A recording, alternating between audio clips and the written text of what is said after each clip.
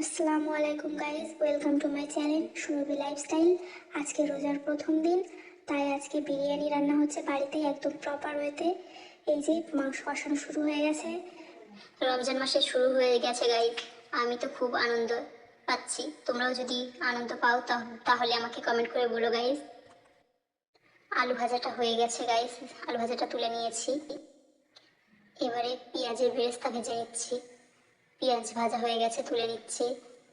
তারপরে হাঁড়িতে পানি গরম করে ফুটিয়ে তাতে মশলা দিয়ে বিরিয়ানি যা যা মশলা লাগে শুকনো মশলাগুলো আমরা দিয়ে দিয়েছি। তারপরে চাল দিয়ে দিলাম।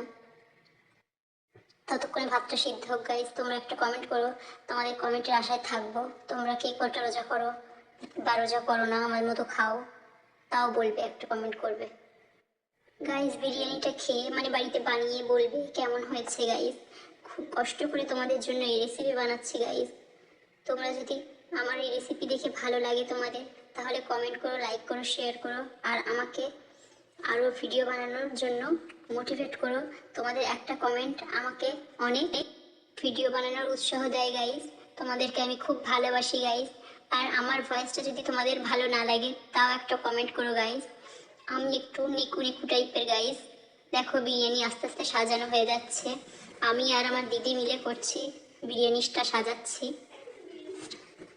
এরপর গাইস বলো যে কোন রেসিপি তোমরা দেখতে চাও, সেই রেসিপি বানাবো গাইস।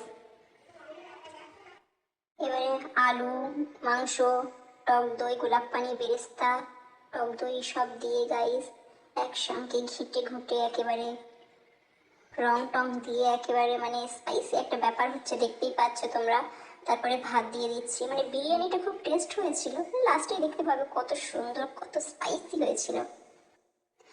আমার হাতের স্পেশাল বিরিয়ানি সবসময় আমার বাড়ির লোকের খাওয়া চাই। রমজান মাস এসে গেছে, আজকেই সব বায়না করলো বিরিয়ানি করবে। এই দেখো না, এডিট করতে করতে আমার গালে আমার জিভে জল এসে গেছে। বিরিয়ানিটা সাজানো প্রায় হয়ে এসছে গাইস। আবার একে একে মাংস, আলু, টক দই, গোলাপ জল এসব দিয়ে আবার আবারও একবার সাজানো হচ্ছে। রং টং মারা হয়ে গেছে গাইস। দুধের মধ্যে সব আতর টাতর ছড়ানো আছে, সব দিয়ে দিচ্ছে।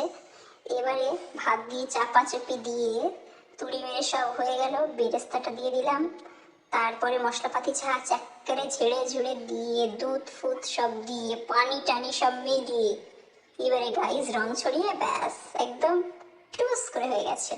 এবারে মাংসের ওই যে গ্রেভিটা ছিল ওটা ওপর দিয়ে দিয়ে দিলাম। তারপরে একটা তুড়ি দিলাম, হয়ে গেল। তারপরে ভাত থেকে নামালাম, নামিয়ে ঘি দিয়ে এইবারে হচ্ছে কি আসল ব্যাপারটা এবারে মুখের কাছে উঠবে ব্যাপারটা এরকম।